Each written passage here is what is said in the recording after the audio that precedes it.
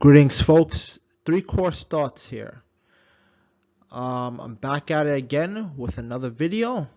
So today we're going to be discussing how you might go about finding your identity. Well, generally speaking, identity deals with the self. And in uncovering this self, aspects of yourself, and so forth, you have to go on a journey. This journey is usually known as education.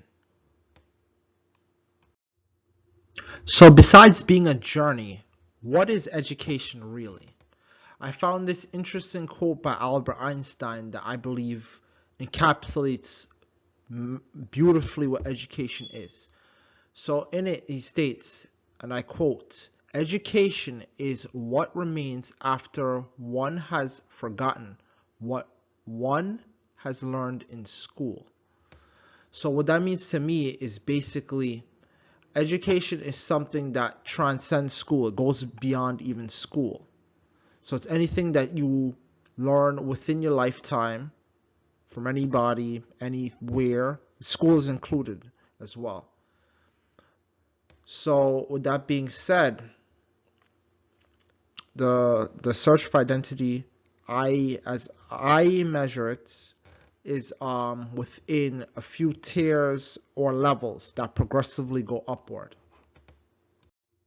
So one of the first tiers that education goes with respect to identity is connection with material. So with material, the topic, subject, or craft, if you will, in which you develop a curiosity of sorts. So curiosity has you explore different options or something around you, a question of some kind. And with that question, that puts you on that education path. And in going through that path, you one-on-one with said material or topic, you can better gauge to see if you truly like or dislike something. Now, once you're done with that, let's say you find something you actually liked, a particular topic, let's say basketball or plumbing or computers or something. Now you move on to the second tier or level, which is connection with the world. So at this stage, it's usually no longer one-on-one. It's you and other people. It's you having a more of an application of what your connection with the material. So I might be interested in this particular topic, hobby, what have you. Now I'm going to try and attempt to apply this to the real world. So let's say you learn a plumbing technique that you learned in plumbing school or from your uncle or something, and something about it you found fascinating, and you tried it, you liked the way it felt or something like that kind. And let's say your neighbor, friend has that same problem. Oh, I know what to do. I saw my uncle do this and I tried it out. You try it out. That's the application, connection with the world. Now, also, continue with that. That also ties to causes of education as well, of that path. So sometimes this comes from a personal place, whether it's interest or your curiosity, comes from academia. So like probably know more of the theories, or you had to do a course of some kind to keep your job or get certification. It could be professional, so it could be on the field itself. It might not necessarily be application like application of the skill set on the job. It could be just adjusting to job politics of some kind. And then last but not least is practical. That's your how-tos, how to install a sink, how to fix your plumbing. We move on. In this journey, it leads us to, if you continue on this path, this journey, you're going to build your skills.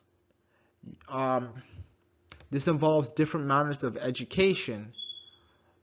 Like I mentioned earlier, like your causes, your academic causes, or your professional, practical, and also your personal interests. So it involves all those things that sets you on the path, and it also sets your tone, can set the tone in which you continue this path, in which you build skills.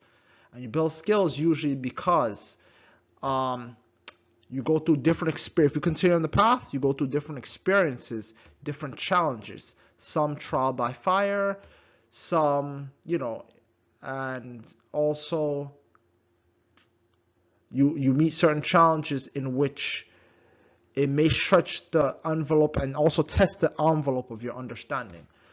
And with that being said, you in building skills is going to determine your level of skill with a particular subject matter. So if you deal with something long enough, you're going to find that, hey, maybe I'm pretty good at this, or maybe I'm not so good at this. If you stick with it long enough. And if you stick with it long enough and you happen to be good at it, it's 100% going to raise your confidence and expertise. And now we've reached our final tier. So this final tier is to try out and or establish the identity. So at this point, you would have made the connection with the material. You have connected that material with the world around you, and then you build skills. See if you have talent in this area or if it works for you. And if all those 3 boxes are ticked, you go to the next level, which is establishing your identity. You uncover this through reflection on the previous tiers, the previous process, how you got to this point, building up the skill level. Then you appreciate that process that you went through. What you went through, you appreciate it. Who you met, what you've learned, how you've grown from that process. And then you can further your skills with respect to that, and test out aspects of your identity, see how far you've carried this through further trial and error. Alright, that's all I have for you guys for today. If you like the video, please like and also comment below. Alright guys, 3coursethoughts is out. I'll be back with another one later.